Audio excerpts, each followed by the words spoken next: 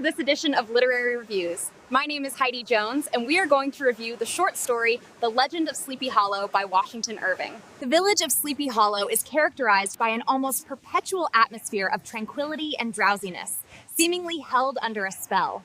The local inhabitants are given to fanciful beliefs, and the air is thick with ghostly legends. Chief among them, the tale of a Hessian trooper whose head was carried away by a cannonball during the Revolutionary War, and who now rides nightly in search of it.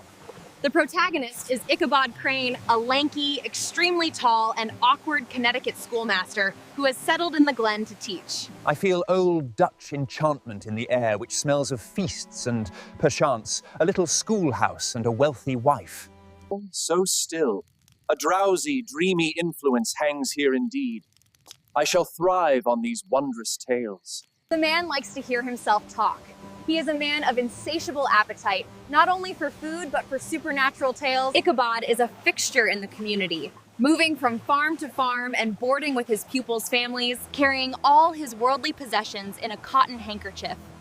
He supplements his meager income by teaching the church choir, flirting with the local farm girls, and, crucially, dreaming of wealth. Ichabod's eye soon falls upon the local beauty and richest heiress in the area, Katrina Van Tassel. Miss Van Tassel, your reputation for grace precedes you, much like the breeze through these trees. Katrina is the only daughter of Baltus Van Tassel, a kind, wealthy, and prosperous Dutch farmer whose estate, with its vast fields, livestock, and an overflowing cupboard, represents a paradise to the perpetually hungry and impoverished schoolmaster. While Ichabod is genuinely charmed by Katrina, his primary motive is the acquisition of the Van Tassel fortune and property. Master Van Tassel. A pleasure. Ichabod Crane, your humble schoolmaster. I've heard tales of your remarkable hospitality and, indeed, your bountiful farm.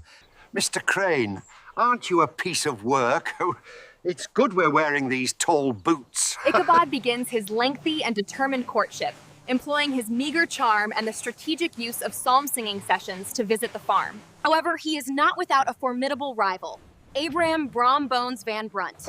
Brom is the village hero, a burly, boisterous, and mischievous local resident, renowned for his feats of strength and horsemanship. Katrina would be crazy to fall for that guy who pretends to be a cultured man with a good future. She's too naive to see he's a smarmy freeloader. Brom views Ichabod as an unwelcome intruder and, rather than engaging in direct confrontation, subjects the schoolmaster to a relentless campaign of practical jokes and humiliating tricks, such as smoking up the schoolhouse and blocking the chimney. The rivalry becomes a quiet battle of wits and endurance, with Katrina appearing to enjoy the attention and flattery from both suitors. Neither man thinks I know what's going on. Funny boys.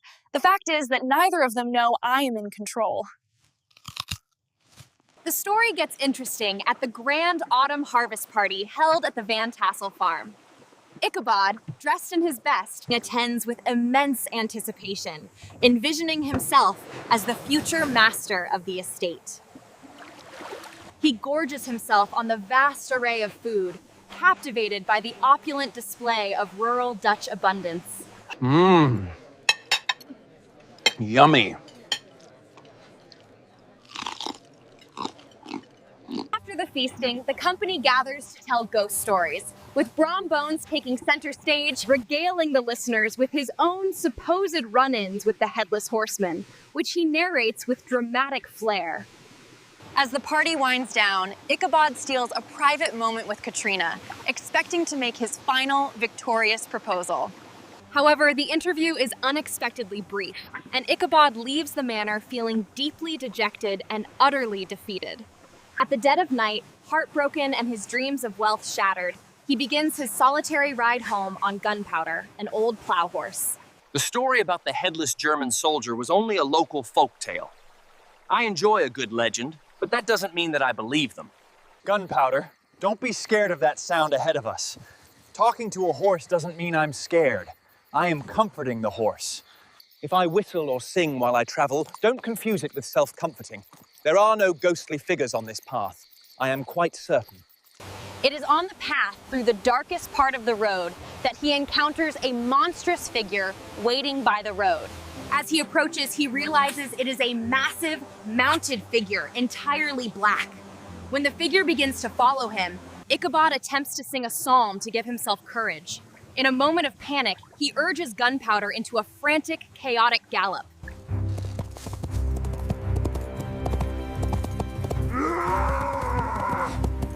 Oh, snap! Gunpowder! Run, boy!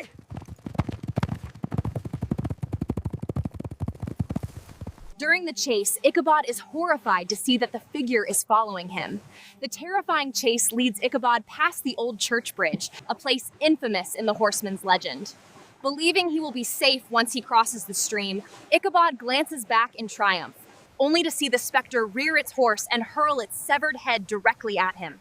The missile strikes Ichabod's head with a tremendous crash, knocking him from his horse and leaving him senseless on the ground.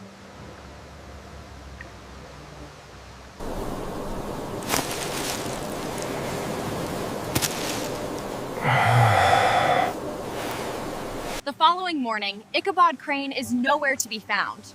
Only his saddle is discovered, along with Gunpowder grazing nearby. Most tellingly, at the spot of the confrontation, the searchers find the schoolmaster's rusty, battered hat, and right beside it, a shattered pumpkin. Despite a thorough search, no trace of Ichabod's body or his meager belongings is ever recovered. The disappearance is immediately attributed to the Headless Horseman, yet Brom Bones is seen looking exceedingly knowing whenever the story is mentioned. It must have been the Headless Horseman, I tell you. Poor Ichabod didn't stand a chance against him. He vanished without a trace right on the road.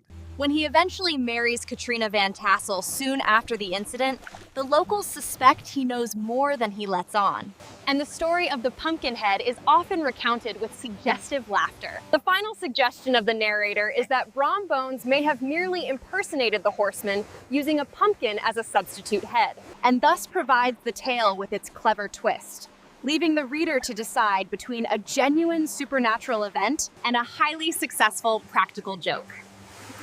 Thank you for joining us with this edition of Literary Reviews.